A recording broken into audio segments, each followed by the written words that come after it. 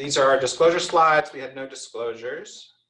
We're going to be talking about opioids and common emergency department procedures. We know that opioids are frequently prescribed in the emergency department. And the reason that we're running this session is because we increasingly wonder whether all those opioids prescribed are necessary or are the best way to manage pain in the emergency department setting.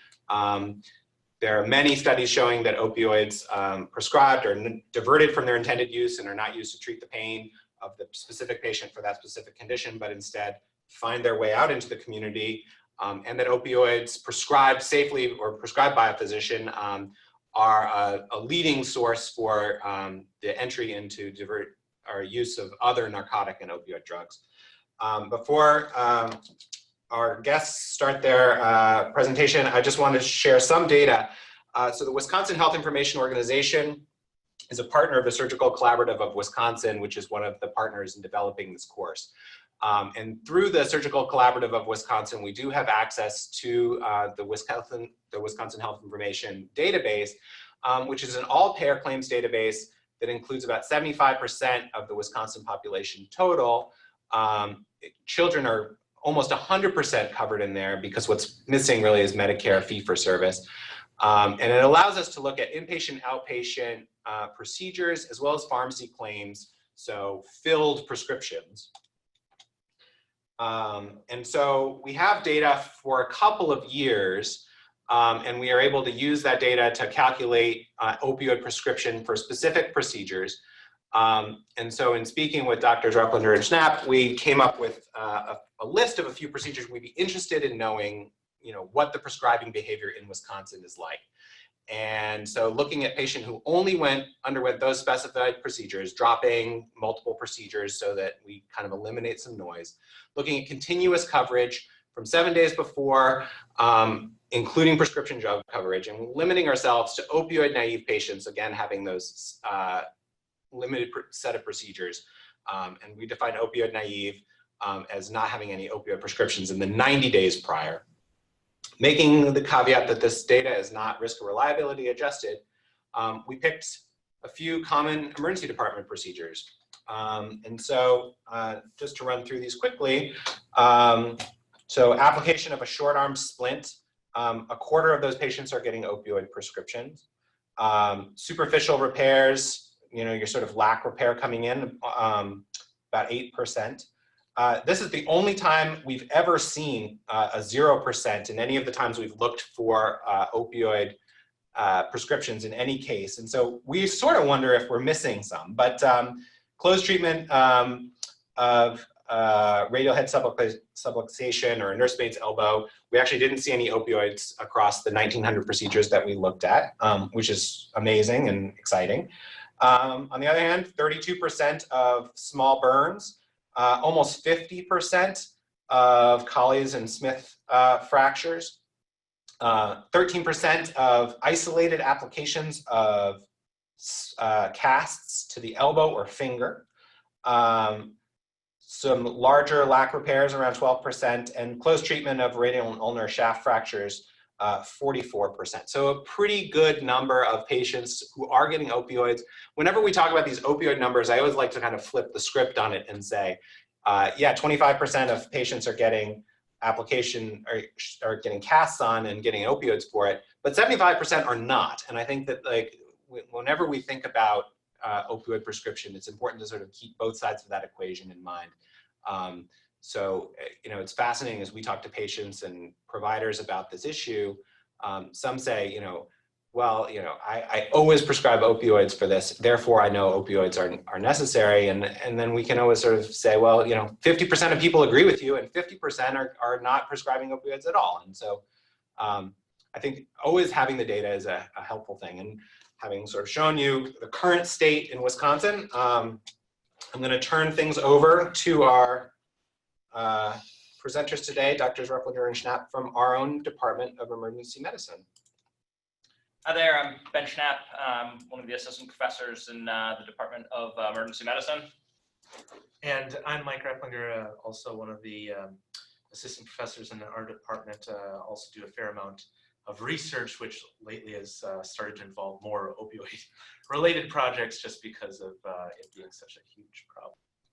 So there's our disclosure slide again. So admittedly, I was not on for the first session, but we wanted to make sure we at least touched one slide on the scope of the problem, which you probably have seen ad nauseum at this point. But the big take home here is there are a lot of opioids out there, right? So 250 million prescriptions for opioids in the United States. We consume in the US 80% of all opioids of the world. Of the world's opioid prescriptions, we consume 80%. And so it's probably not a surprise to people that 5 million United States citizens recreationally use opioids. So of those prescriptions that we write as physicians, 4 to 20% is the estimate from the CDC, 4 to 20% are used for non-medical reasons. And in fact, if you look at the period from 1999 to 2015, we had nearly 200,000 deaths. Because, like I said, I do some work as far as research in the opioid use disorder realm in Dane County. We know that last year alone, there were almost 70 people who died in Dane County from opioid overdoses. It's escalating, so it's 200 over the past 3 years. And unfortunately, you know, only 20% of patients that actually have a documented opioid use disorder actually get treatment. So this is obviously there's a lot of source of opioid out there, and people who have an opioid use disorder are not getting treated for it. So this is an interesting, I don't know how many of you go through the CDC's Morbidity and Mortality Weekly Review, but this is a really interesting publication that they put out. This was from 2017, looking at opioid prescribing and its impact on patient care over time. So the title of this slide is like, you know, are we really the problem? Are we causing the problem? And unfortunately, more than you think. So what we did find in this publication was that anytime you refill a prescription for opioids, and this does happen with some frequency in the emergency department, you double the risk of continual use of opioids at 1 year. And believe it or not, once you get past 3 days, this is kind of the magic number that comes up in opioid policies. Once you get past 3 days of the medication, there's a documented statistically significant increased use at 1 year. And once you get to day 5 days worth of opioids, we know that at 1 year, 5% of those patients are still on the opioids. And in fact, to kind of underline the problem more, 65% of patients that are active heroin users said their first opioid was from a doctor. We got them hooked, and that's where they're getting it now. So those graphics that are just showing you basically the more days supply you provided them, the higher likelihood that the patients are going to be hooked on it at 1 year time frame, and even at 3 years. And then the slide or the figure to the right looks at the number of prescriptions. So with each additional prescription, you increase the likelihood that that patient's going to continue using opioids over time. And so, you know, the question becomes, are we really the source of all these opioids? Well, no, we're not. And particularly in the modern era of 2016 and beyond, we know that half of opioid overdoses are actually associated with fentanyl. Now, that's not to say that it was solely the fentanyl that caused the overdose, but we know that, you know, patients are getting fentanyl in addition to other medications that they're using. And because of how highly potent it is, it's well documented in the literature. Actually, EMS is having to deliver multiple doses of Narcan. And for those who practice on the inpatient setting or even in the emergency department, you'll know that we frequently have to start these folks on Narcan drips and admit them to the hospital. You know, the 1 or 2 doses is just not enough. And yet, even though, you know, half of these overdoses are involving fentanyl, most people, if they're using a pharmaceutical created opioid, so that I mean basically oxycodone, hydrocodone, that type of thing, where are they getting it from? They're getting it from us, right? So it comes down to limiting the reservoir, where the patients are getting the prescription from physicians, and then those that are misusing are either those patients themselves or friends or family of those patients who happen to go through grandma's medicine cabinet and see that there is oxycodone and, well, hey, you know, maybe I'll just take a few of these. The data show that only 5% of patients that are abusing oxycodone, hydrocodone, that type of thing are actually getting it from quote drug dealers. So the people that they're actually paying to get these prescription opioids. Now, because of all of the interventions that are out there to try to restrict or control or highlight the problem from prescribing of opioids from physicians, we have seen a leveling off of prescription drug overdose deaths since 2012. But the problem is, if you look at opioid overdose deaths, it's continuing to increase because of the fact that fentanyl is just so much more potent and so much more deadly. So how can we attack this problem?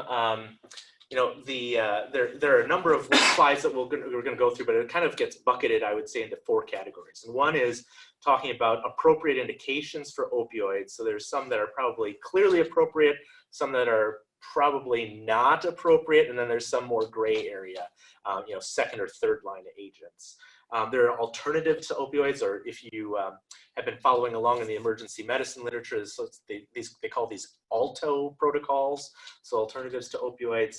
And then a lot of states actually have developed best practices when prescribing opioids from the emergency department. And the last kind of category here is just to touch on the prescription drug monitoring program. So, you know, we kind of sat down and went through the list of, you know, when is it appropriate?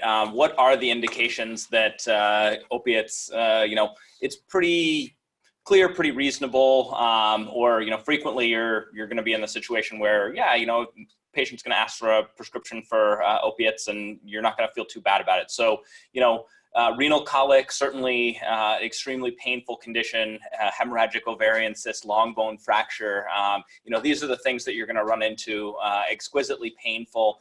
Not saying that there aren't other things that you can do for them as well to kind of help treat their pain with non-opiate medications, but those are some examples where it's frequently appropriate. Although, you know, harkening back to that data, you know, I think several of the long bone fractures that were discussed at the beginning, you know, I think some of those were about 50-50. So the 50% of folks who did end up getting opiates and then 50% who did not. So not to say that, that it's mandatory under these conditions at all. May be appropriate as second or third line, back pain. You know, this is something we see frequently in the emergency department. Long-term data on this is pretty clear. There's no differences in outcomes with opiate prescriptions. So this is not something you should be reaching for first or second, really second ideally. But, you know, as a acute relief in the emergency department, it's maybe not the worst thing in the world, especially for, you know, if they need a short course. And, you know, things that we generally really try and avoid opiates for, anything that's a sprain or a strain, contusions, lacerations. We saw some of that data at the beginning as well. Abscesses, abdominal pain, migraine. You know, for all of these, probably patients are better served with some of these opiate alternatives that we're going to talk about here shortly. Or, you know, just avoiding this stronger pain medicine entirely. You know, migraines especially shown to actually get worse with the prescription of opiate medications. So overall point, you know, think carefully about what your indications are before just writing off a script for opiates, because you'll frequently get asked, and it's often easier to, you know, just kind of write that prescription. But, you know, what is the indication? Is it really appropriate? And, you know, even if it is, think about what level of prescription they're really going to need. And we'll talk more about that shortly as well. So what kind of opiates are we talking about here? You know, opiates come in many forms.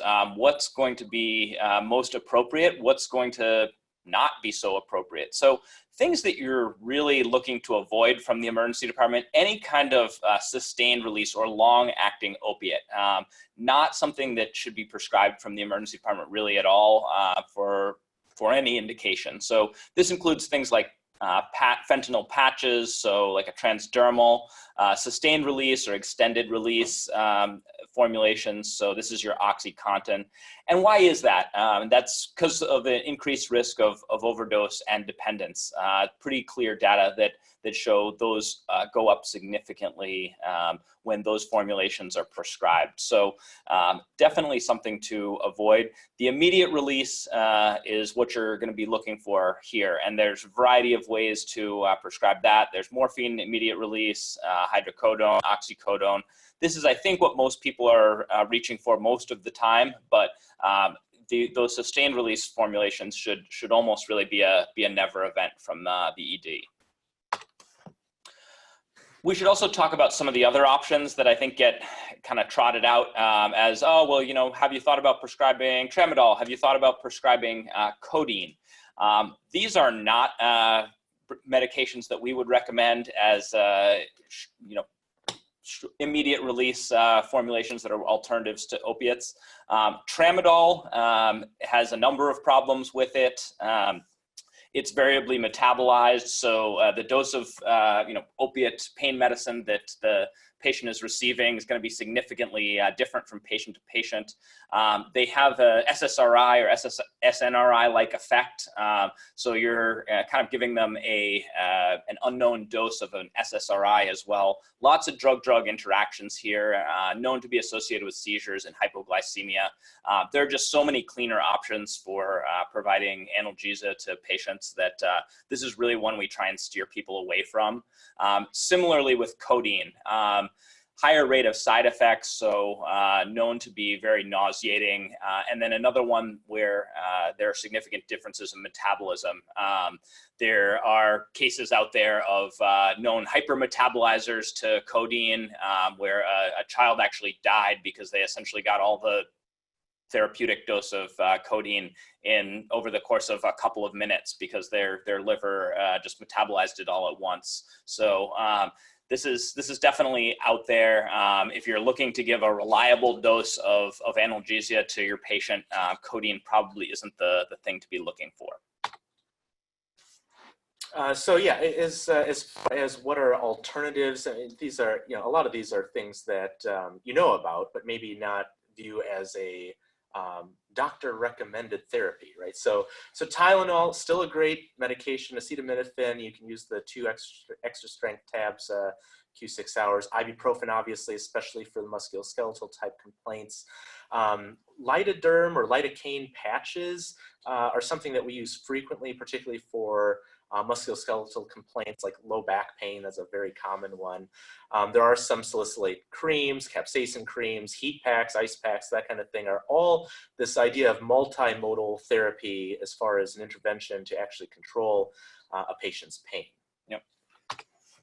So what are the best practices if you are going to be prescribing opiates? Well, it goes back to this idea of limiting that reservoir. So you're prescribing a short course.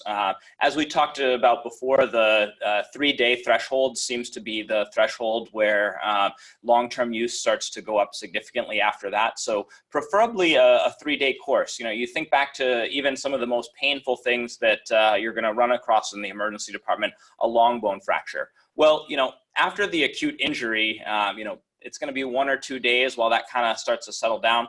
Yes, it still may be painful after that, but 3 days is really going to be when their most acute pain is going to occur. So really trying to limit the duration of the prescription usually ends up being less than 10 tabs. So pretty clear data out there that, you know, higher number of morphine equivalents is going to increase long-term use. So keeping it under that sort of magic 10 number for, I think, the vast majority of indications seems to be the right way to go. It seems to be, you know, a good rule of thumb to keep in your head, because, you know, the data that's out there suggests that, you know, for these really high dose prescriptions that are written after surgery, patients only use less than a third of them anyway. So even if you are prescribing a much higher number, you're just basically creating pill bottles that are sitting around in grandma's medicine cabinet or mom or dad's medicine cabinet that can be diverted for recreational use. So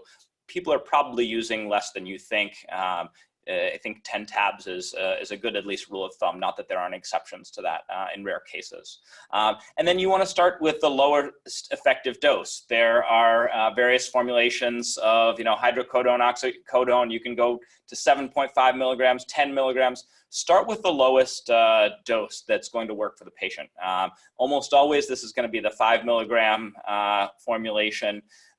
Especially for somebody who's opiate naive. If you need to go up from there, you just be aware that they're going to be at greater risk for addiction.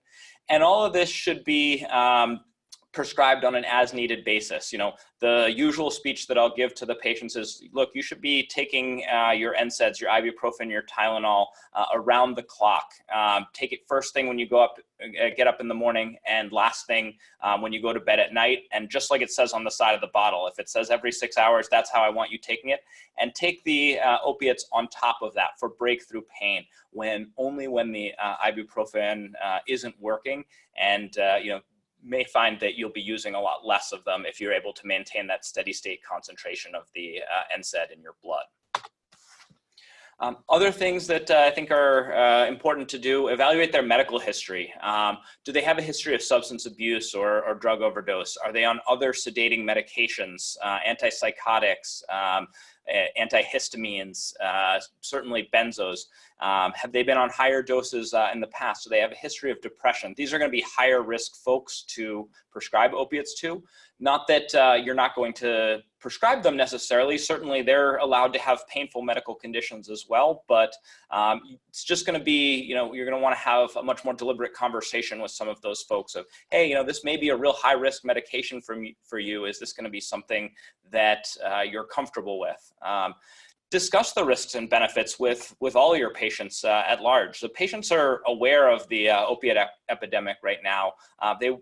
Data shows they want to engage with providers on this issue. You may decide after, you know, discussion with some of your patients that, you know, even that sort of reflex opiate prescription that you might have written, they're not really interested in it. They'd really rather try and actively manage their pain or cope with their pain without trying to take on the risks of an opiate prescription. And I think that's something that's increasingly recognized as legitimate.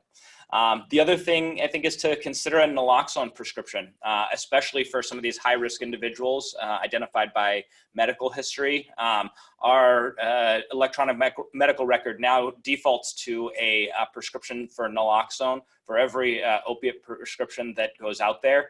And even for the folks who never end up needing it, you know, I think it's not a bad thing to send them out with because, you know, worst case scenario, you save a life. And for those folks who, you know, are taking it responsibly, I think it reminds them that, boy, you know, this is a really dangerous medication. This is something that's not to be trifled with or, you know, taken not as prescribed. You know, this is something that you really, you know, don't want to fool around with. So I think even though it seems like maybe an extreme measure, it's perhaps not as much as it seems to be. So this is, so we covered some of the very common, quote, best practices that are put out there by professional societies, usually state chapters of the American College of Emergency Physicians. But there are many other state guidelines. And in fact, there was a report in the Western Journal of Emergency Medicine evaluating in 2017 what guidelines there were specifically for prescribing practices from the emergency department. They found that actually 17 states did have various guidelines. We've covered the very common ones, but these are 4 other kind of categories of guidelines that were out there. So, you know, we did mention the limited of prescribing.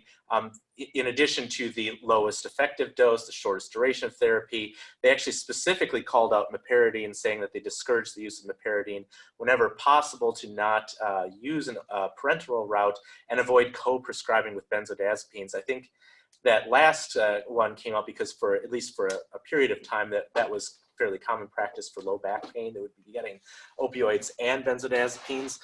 The second category was in preventing abuse or diversion. So as we covered in the one of the earlier slides, looking at number of prescriptions, you know, if you do refill, you're clearly increasing their risk of long-term misuse. So just avoiding the practice entirely of replacing lost prescriptions. There were some states that actually did suggest requiring government ID or actually taking a photograph of the patient in order to prevent diversion, to ensure that the patient is who they say they are. And this kind of dovetails into the PDMP, but no prescriptions from multiple providers. So if the patient does have a documented opioid prescription in the recent past, that would be a red flag as far as not prescribing. There were some addiction-related guidelines that were out there. So one of the suggestions was to actually not provide methadone in the emergency department for those patients that are on methadone even because of the potential for misuse. They did suggest actually assessing misuse using screening tools, and if suspicious, actually performing urine drug screens, with the caveat that these urine drug screens are often very insensitive. And then they did have some guidelines for community-based practice, so having care coordination for those that you actually have identified as being potential for opioid misuse, so having some patient education information, and this could be naloxone education even, not necessarily opioid use education, and then maintaining a list of clinics for patients who do have an opioid use disorder. I just put this slide up there as a reminder that there are actually a number of opioid resources from the Wisconsin chapter of the American College of Emergency Physicians. So if you go to www.wisconsinacep.org, it'll take you to our main website, and it's under advocacy issues and then opioid resources. So you can see here that there's also information about opioid prescribing in the emergency department. There's information about buprenorphine, and then medication-assisted treatment for those that have opioid use disorder. And then as a related note, speaking of state websites, you know, we would be remiss if we didn't mention the PDMP. The official law on this says all controlled substance prescriptions longer than 3 days, except in hospice and other rare cases, need to get checked through the PDMP to really verify some of the things that we talked about. You know, does this patient have a history of getting refills from multiple providers? Do they have several high-risk medications? Even if the patient is being kind of responsible about where they're getting their medications, it can give you that more complete picture of the patient's controlled substance use that you might not have realized before, such as the concurrent benzos. Data on this is really encouraging so far. It's led to a 20% decrease in opiate prescribing from 2015 to 2017. So I imagine you're all using this already, but definitely keep it up. It's been worth it. One extra comment I would just say on there is that while it is true that the law requiring you to do it expires April 1st of next year, obviously we would recommend that you continue doing it. Yeah. Awesome. Cool. Well, thank you guys so much. I think that's just a fantastic overview of the issues that we are seeing. I know there are a lot of resonance for me with what we're sort of dealing with in surgery as we try to sort of understand what role we have played as individuals and, you know, in the opioid prescription. I remember vividly as an intern writing for like 200 Dilaudid tablets, because you're like, well, how many are they taking? And then they say, well, you know, they need 30 days, you know, and then you just calculate and multiply by 30, and, you know, you get these outrageous numbers. And I mean, I'm certain that I'm responsible for people with opioid use disorders, you know, from my own prescribing practice. And I mean, it does intuitively make sense of, you know, oh, why don't we just make sure that they have enough? That way they don't have to make a follow-up appointment or call back or what have you. But yeah, I mean, I think that harm is definitely real. Right. And I think that the way that we think about even that, like, you know, a phone call being like worst case scenario, like must be avoided at all costs, that someone call you for more meds. The reality is actually, you know, when they've looked at who calls, the number of calls you get as you decrease the amount of opioids prescribed for surgical procedures, at least, you know, is very, very low. Mm-hmm. You're not sending people home and then it's 3 in the morning, they're in horrible pain crisis, nearly as much, I think, as we have always been sort of programmed. And I think it's similar for us with repeat ED visits. I think we imagine that, oh, you know, unless we write them for something, they're going to be right back in, you know, an hour, 2 hours, 2 days, what have you. And I think it's not nearly as true as people imagine it to be. Yeah. Thoughts from those of you on the line? I know we had a few more people join as we were going. You can either use your mics or feel free to comment in chat with any questions or, you know, your own experiences in prescribing around the setting of emergency departments. Are they muted? Do we need to unmute them? You will have to unmute yourself. Yeah. I have a question. So the PDMP law is phasing out. Is that going to be possibly changed by the legislature, do you know, or is it? No, to my knowledge, there's no talk about changing that. So remember that this law came up under a Republican-controlled legislature, and they had very significant reservations about any type of requirements on the practice of medicine. The negotiation was at that time, and I only know about this because I was kind of involved in the lobbying efforts, but the negotiation at that time, we're all in agreement to do this as long as it sunsets. Yeah, I had not realized that at all. Yeah. Feel free to interrupt me if you have your own questions, or again, just feel free to chat at any time. But I was wondering, where are we at with buprenorphine in the emergency department setting? Or do we not have enough hours in the day? I mean, do you have any comments about that? I mean, I think, the big study on this was out of Yale not so long ago, and, is fairly compelling that, it can be done safely, the outcomes are good.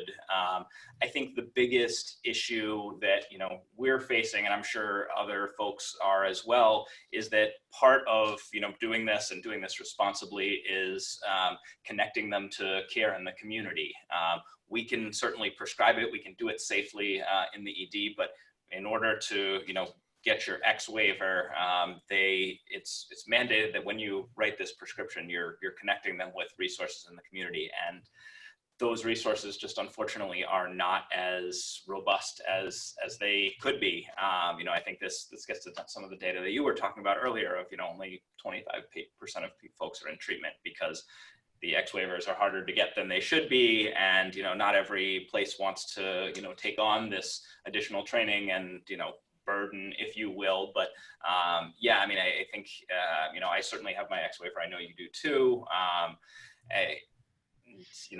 It's hard though. I think you've had people come back to the emergency department, but I don't know that there's we've got a few ad hoc things that we can try and do, but it's not anything that's really set up and robust at this point, unfortunately. The biggest challenge in the state of Wisconsin anyway is that the Medicaid reimbursement rate is so low, and 40% of these folks are on Medicaid, that these true just like specialized medication assisted treatment clinics can't afford to stay in business. And so what ends up happening is that either patients have to be privately insured and they get it from their primary care physician who happens to be X-waivered, or they go to a methadone clinic. And if they go to a methadone clinic, they're following federal regulations regarding the actual treatment of opioid use disorder, which mandates that they go through a phasing process, which means that for the first several months, even on Suboxone or buprenorphine, you're going there every day, except Sundays, to get your medication. And for many people who have multiple jobs, families, could be single parents, it's just an untenable situation. And so unfortunately, they don't get treatment. Yeah, and I believe despite the, good data suggesting that Suboxone is very helpful, the methadone clinics sort of prefer them on methadone. So they'll try and switch them onto that. And, that's not necessarily the right thing for everybody. Yeah. Thoughts out there? What are you folks seeing in your own practices, or have you been able to make use of these recent guidelines and publications? I mean, it feels like everybody right now is justifiably like, this is the great public health threat of our time, and everybody is trying to define best practices for specific procedures, for specific indications, trying to sort of drive down the numbers of opioids that we're prescribing. Are you folks engaged in those efforts? Have you changed your practice? Do you think this is all crazy? Like some people on Facebook, when they saw that we were having this session and said, how can you possibly be talking about taking opioids away from anyone? What's been your experience?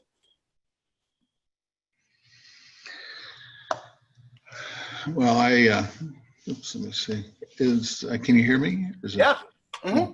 Well, I'm almost 7 years old. Spent 45 years in private orthopedic practice, and much of that time was in the emergency rooms, treating fractures, treating things like that. But it's interesting. I mean, what you're saying now, I don't know whether it's, I never gave a lot of opioids for anything. In fact, I never had I practiced in Chicago for many years, 25 years. And that is truly in terms of malpractice and all those issues, that was truly the armpit of the world. It was terrible there. I mean, I left because the malpractice premiums were over $120,000 a year, and that was without doing back surgery. So but I always just gave people just enough for a day, generally, at least for orthopedics. I feel sorry for you guys who are in the emergency room, because you see it's not just orthopedic conditions. You see all sorts of conditions. But, my feeling was once they're splinted, once they are immobilized, pretty much most of that really acute pain is pretty much taken care of. I usually just put on some ibuprofen or some just Tylenol. A few days of codeine is not a big deal. Most people, like you said, in 3 days, in fact, within 24 hours of 36 hours, most people didn't need anything. Tylenol was more than sufficient. I think just in my perspective of looking back over all those years, my dad was also a physician, a gastroenterologist and an internist, and was a professor of medicine at Northwestern Medical School for over 35 years in medicine. So I was born and raised in this field. And I can tell you over the years, this is a modern issue. It wasn't really much of as a kid and years ago, this thing just was an issue. I think people think they have to be totally pain-free now. Nobody wants to accept the fact that there's going to be some discomfort. And I think we're all trying to jump and say, well, if you got to be pain-free. And I think we were a little cavalier, not a little, greatly cavalier in our prescription. Like you said, you were prescribing 200. I mean, post-op, if people got 10 to 15 tablets from me, that was a lot, and a lot of it, and here's the other thing. I mean, there's no time today. Everything is taken up by so much time is taken up by bookkeeping, all these electronic medical records. A lot of that time we had to spend with the patient and actually gave them, we could counsel them a little bit more. I mean, there's just, the pressure today on you people is just tremendous. I mean, it's sort of a set up to fail. The system is sort of set up to fail, because in order to treat people, you have to have some time to talk to them. Well, the problem is today is just not a lot of time to talk to anybody. You're just completely inundated with all sorts of other things. So, and I think that may be some of the reason when I'm thinking about it. I mean, I used to spend a lot of time talking to my patients. I mean, electronic medical records is something new. I mean, we really didn't have it. We didn't need to put much down for records. And a lot of that time, rather than looking at a computer screen, we spend with patients. So, but I think that's part of it. I think it's not just a matter of we're over-prescribing this. I just don't think we have the time to really spend with these patients. It takes a lot of time, and one of your slides said you really have to make your patient as a partner in their treatment. If you don't do that, that's half of the battle. If they understand what the whole thing's about, and they know what the end result's going to be, and they know that they have to, some of this are just going to have to suck it up a little bit, but it's to their benefit, and they understand that, and they can appreciate it. That's huge. And I think that it's very, very difficult today to do that, to get to know your patients. The whole system, it's just as I said, I'm looking back for 70 years. It is a very different system today. And I think the system has set us up to fail. I truly do. I think it's as I said, 50, 60 years ago, I remember as a kid, I mean, it just was a totally different system, and we just didn't see these problems. Yeah, I mean, it reminds me of what you're saying reminds me of an email I got from a Norwegian surgeon who had heard one of a podcast that I did about opioid prescribing. And he said, in 10 years of practicing surgery, I've prescribed opiates once. Yeah. You know, Wow. and I was like, this is impossible. But then No. we are just like such crazy outliers in the use Yeah. of opiates to manage pain. And I think it totally makes sense to me that it is like, you know, we've sort of been taught, everybody's been taught like, well, there should just be a pill for that. Mhm. And the pain process is much more complex. And that's something we've heard over and over in these sessions is it's like, it's not just like there's a simple receptor and you block it with this medicine and your pain goes away. Like there's so much psychosocial stuff around that. And Oh, guys who are seeing, you know, however many thousands of patients a day come through the emergency department, like, how do you have that conversation and say like, well, you gotta get your head around this as well as like take this pill, but only if you need it. Because in many ways it is. I mean, getting back to something Dr. Hyman was mentioning of like, you're seeing them in kind of that worst moment of like, you know, they have this horribly displaced fracture that then somebody comes down and, you know, pulls on it for a little while. So like they're in this horrible pain and like the worst pain that they could be in. But actually once they're placed in the splint and you know, nobody's going to be messing with it anymore, it's not going to be moving around on its own. Like it's actually not going to be that much more painful going forward. But you have to have the time to sit down and talk about the anticipatory guidance. And, you know, I think we all try and do that to the best extent that we can, but, you know, really having that conversation so that people believe you of like, yeah, it really hurts a lot right now, but I promise you, like pretty soon it's not going to. Exactly. You do have to establish that trust and you have to, you know, tell them how that's going to play out. And it's not easy. Well, I do try to do some of that, but in the end, my kind of last go-to is blaming the man, right? So like I just say, oh gosh, you know, I would love to, but they will literally take my license away if you overdose on an opioid. I'm just looking out for you because I'm worried about the fact that you shouldn't need this, but you keep on asking for it. So I mean, you can always talk to your doctor, but, Right. But at this in time, we don't see an indication that you would need a prolonged course of opioids. That actually is great because when they did that, that's what I did not have triplicate form. So when people wanted morphine or I said, you know what, I don't have it. You know, I can't prescribe it for you. There's no way I can get it for you, but I think that, you know, a little of this, a little, you know, I mean, you know, because it's just not available. If it's not available, or like you say, once those guidelines came out and people would constantly call me for pain, I said, well, you know, it's just exactly what you said. The guidelines will not allow me to do that. And somehow, when you tell them that, they sort of just accept it. I mean, it's a great It's kind of a magical option there where it almost is like you're on the same team of like, you know, gosh, if only the guidelines didn't say this, but it does. Exactly. That's the guidelines.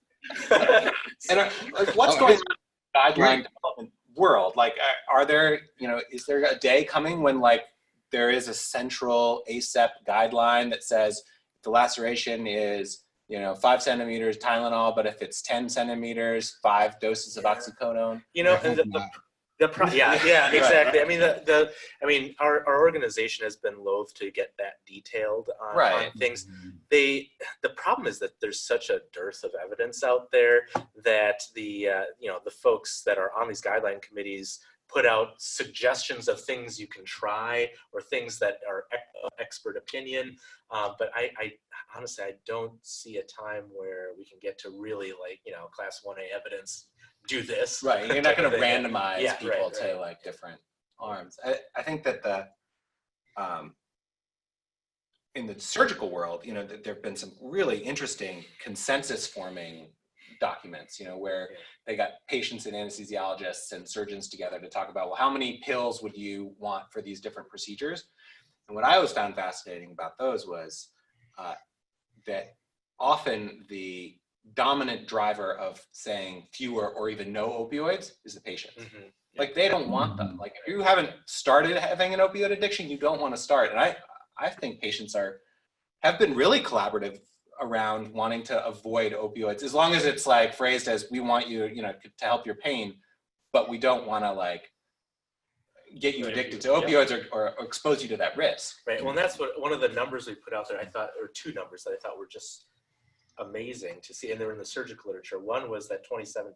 So of those, and this was usually general surgery cases where they gave just a default 30 pills, only 27% of these on average are actually getting consumed. So you have like 20 some pills that are just laying around for someone to divert, or, a child to get into, an accidental overdose, that type of thing. And it really is amazing to see that it really, the number really matters. And if you, as the doctor, say, here are 30 tablets, they also mentioned this whole anchoring bias. That was fascinating. That, the doctor thinks I should be taking more of these. And they found that actually, that if we prescribe, that's right, Yeah. for every 10 we prescribed, they took 5 more. Wow. So Yeah. it was just really amazing that they really do, they put that amount of trust in the doctor. Well, the doctor thinks this, so I guess I'll do that. Right. Like if they tell me I need 100 of these, Right, yeah. it must be painful. Yeah, right. Yeah, right. As emergency room physicians, I think you guys people are very at disadvantage because everybody has different pain thresholds, and you don't know. You see them for one time. You have no idea. Some people need a ton of stuff to get the pain down. Some people almost need nothing to get the pain down. There's such great variability. But, that's why I say I feel sorry for, because really you don't know. You've got a brief time with these people. You're trying to make a diagnosis. You're trying to treat them. You're trying to get them, comfortable. And you have no idea who exactly you're, from a psychological point, how these people are even going to respond to this stuff. Yeah. And I mean, we feel, I think, fortunate here practicing in Wisconsin, where, we do have the majority of folks' electronic medical records accessible through, Epic and Care Everywhere. But I've certainly practiced in places where that's not the case as well. And you're truly guessing at, and trying to put the pieces together based on what people are telling you and little bits that you can dig up about, whether they have a history of diversion or a history of substance abuse or things like that. We I think have access to more of that now than ever before. So it helps, but you're right. It's not nearly the same thing as knowing the patient for a long period of time, for sure. Yeah. And the other thing, you don't want to deny somebody who really has true pain. You don't want to deny them, appropriate analgesia.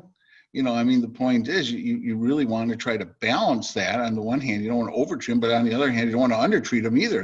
That's sort of torture. Yeah. Yeah. As a redhead who metabolizes pain medicine differently, apparently, I got 14 milligrams of Dilaudid when I had my kidney stone. Oh my God. I felt amazing, but I don't remember the next 3 days. So, thanks.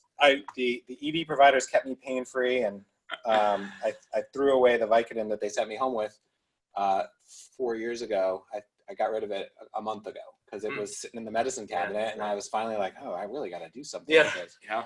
And it joined the 99 tablets that my wife got for her back operation, or minimally invasive back operation. She took one just to see if it would help, and Tylenol seemed to do it just fine.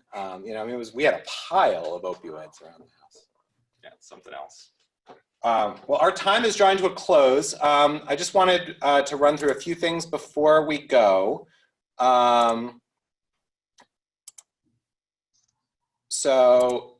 We really couldn't thank you guys enough for joining us on the phone. If you are watching this session in the future, or if you're watching it now, know that next month, again, we've got chronic opioids, then trauma and acute care surgery, the pre-hospital setting, and the primary care setting through September. If you like this session, check out the work of the Surgical Collaborative of Wisconsin, our partner in producing it. We are working on opioid reduction in surgery there, along with a number of other really cool initiatives. We run a series of sessions like this, where we do a didactic and then a conversation called Project Echo. We do one in opioids through the Department of Family Medicine. Randy Brown runs that. And then I run one for pediatric emergency care and another one for surgical indications and continuity in kids. So that's for primary care doctors who take care of children who might need operations. I also have a podcast, surgery.wisc.edu/podcast, if you are looking to sort of hear more conversations about the world of surgery. But today's guests were obviously talking about the world of emergency medicine, and thank you guys so much for coming over to talk about your world and how the opioid epidemic affects the work that you do so masterfully every day. So thank you. Of course, glad to be here. Good to be here.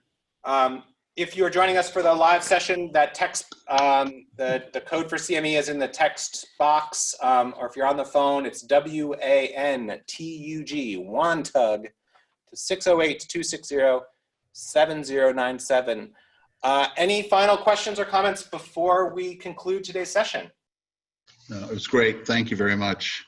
Dr. Hyman, thank you so much for joining us. To everyone else on the phone and muted out there, thank you so much for joining us. And we will hope to see you back next month. Take care.